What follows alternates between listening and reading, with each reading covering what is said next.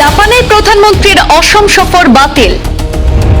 আগামী 1 জুলাই মোদির সঙ্গে আসামে আসছেন না জাপানের প্রধানমন্ত্রী সানায়ে তাকাইশি।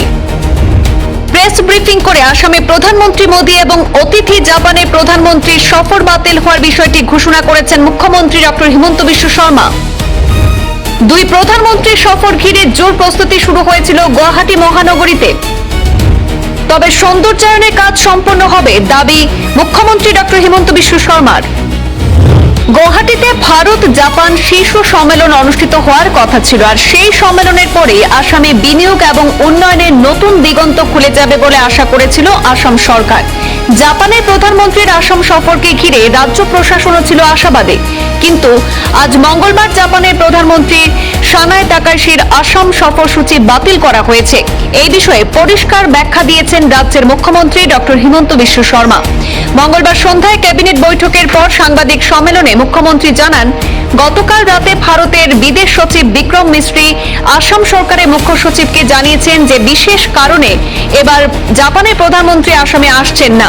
পরবর্তীতে তিনি তার সফর শুধুমাত্র নতুন দিল্লিতে সীমাবদ্ধ থাকবে। তিনি আরো জানান যে জাপানের পক্ষ থেকে ভবিষ্যতে ব্যবসায়ীদের আসামে আনার জন্য আলাদা কর্মসূচির কথা বলা হয়েছে। সফর বাতিলের কারণ সম্পর্কে প্রশ্নের উত্তরে মুখ্যমন্ত্রী বলেন, কারণটি আমাদের জানানো হয়নি, তাই আমরা নিজেরাই বিষয়টি বিশ্লেষণ করব। বিদেশি সফরের প্রটোকল অনুযায়ী সরাসরি প্রশ্ন করা যায় না। তিনি বলেন যে দিল্লি গেলে বিষয়টি বিদেশমন্ত্রী এস জয়শঙ্করের সঙ্গে আলোচনা করবেন মুখ্যমন্ত্রী। মুখ্যমন্ত্রী হিমন্ত বিশ্ব শর্মা আরো বলেন, এখনো পর্যন্ত যা জানা গেছে বিশেষ কারণে সফর বাতিল হয়েছে এবং পরবর্তী পর্যায়ে বিনিয়োগ সম্মেলন আসামে যথাসময়ে অনুষ্ঠিত হবে।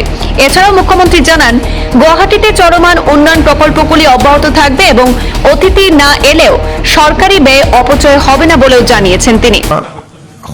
সত্যতা এইটোৱে যে যোৱাকালি নিশা আমাৰ দেশৰ বৈদেশিক সচিব বিক্ৰম মিস্ত্ৰী ডাঙৰীয়াই আমাৰ মুখ্য সচিবক জনায় যে বিশেষ কাৰণত এইবাৰ অসমলৈ জাপানৰ প্ৰধানমন্ত্ৰী নাহিব, তাৰ পৰিৱৰ্তে জাপানৰ প্ৰধানমন্ত্ৰীৰ যিটো ভ্ৰমণ সেইটো নতুন দিল্লীতে আবদ্ধ থাকিব।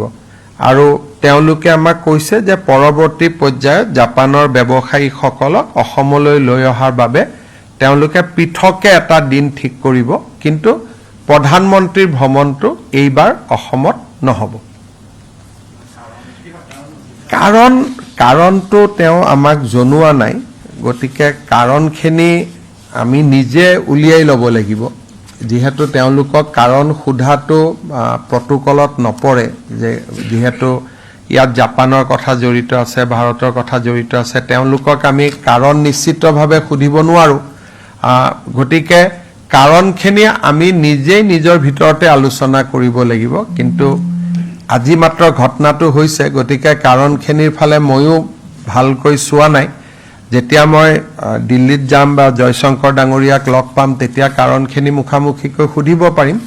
কিন্তু আজিৰ মুহূৰ্তত কথা এইটোৱে যে ভাৰত চৰকাৰৰ বৈদেশিক পৰিক্ৰমা সচিব বিক্ৰম মিস্ত্ৰী ডাঙৰীয়াই যোৱাকালি ৰাতি প্ৰায় 10:30 বজাত আমাৰ মুখ্য সচিবক জনাইছে যে এৰাব নোৱাৰা কাৰণত প্ৰধানমন্ত্ৰীৰ ভ্ৰমণ এতিয়া অসমলৈ নহ'ব, নতুন দিল্লীত হ'ব। আৰু দ্বিতীয়তে তেওঁলোকে আমাক কৈছে যে কিন্তু ইনভেষ্টৰ যিটো মিট সেইটো এপ্ৰপ্ৰিয়েট সময়ত অসমত তেওঁলোকে অনুষ্ঠিত কৰিব।